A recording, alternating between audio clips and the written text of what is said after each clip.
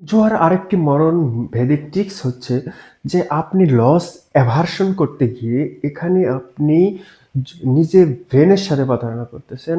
সেখানে আপনি কোনো যুক্তি আপনার তখন কাজে লাগবে না যে আপনার যখন লস অ্যাভার্সন হয়। ধরুন একটি গেমবেলার কোনো একটি ক্যাসিনোতে প্রথমবারে রাউন্ডে ৳২০০ লাগালো, সে হেরে গেল। ভাবতে লাগলো যে প্রথমবারই তো হেরেছি, ৳২০০ তো গিয়েছে, আমার হাতে তো আরও ৳৮০০ রয়েছে। সে দ্বিতীয়বারও আবার ৳২০০ সে কোনো এক জ্যাকপট গেমে লাগলো, কিন্তু সে ভাবলো এবারও হেরে গেল। তাহলে বললো তো আরও টাকা রয়েছে। তাহলে তার যে এই যে ৳৪০০ হারার পর সে ভাবলো যে আমার কাছে টাকা আছে, পরের বারে আমি দ্বিগুণ লাগিয়ে আমি এই টাকাটা তুলে নিব। কিন্তু এখানে কোনো সম্ভাবনা নেই, প্রবাবিলিটি নেই যে আপনি দ্বিগুণ লাগালেই আপনার টাকাটা উঠে যাবে। এখানে প্রতিটি গেম, প্রতিটি প্রোগ্রাম একটি স্বতন্ত্র ইন্ডিপেন্ডেন্ট। এখানে একটির সাথে আরেকটির কোনো সম্পর্ক নেই। তাই যদি হতো তাহলে মানুষ ২ বার ১ বার হারানোর পরে তার ৫০০ গুণ টাকা ডাবল করে তার জুয়া কোম্পানিকে ফকির করে দিত।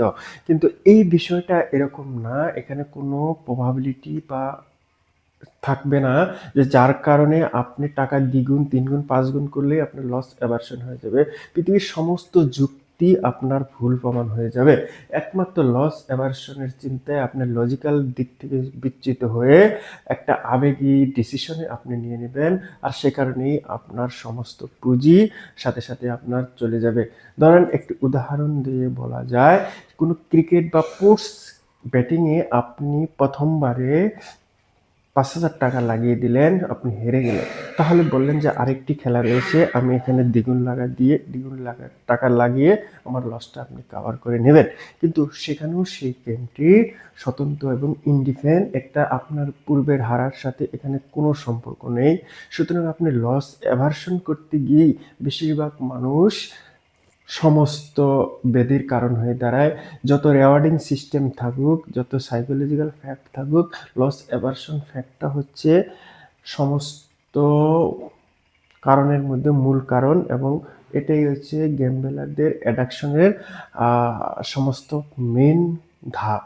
সুতরাং লস অ্যাভার্সন করতে গিয়ে, লস কাভার করতে গিয়ে আপনার ব্রেনের সাথে ধোঁকা করছেন, আপনার লজিক্যাল যুক্তিগত পয়েন্টগুলো আপনি হেরিয়ে ফেলতেছেন।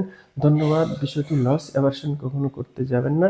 সবচেয়ে ভালো ডিসিশন হচ্ছে আপনি এখানে আর কখনো ঢুকবেন না, অনলাইন জুয়াকে বিশ্বাস করবেন না। ধন্যবাদ।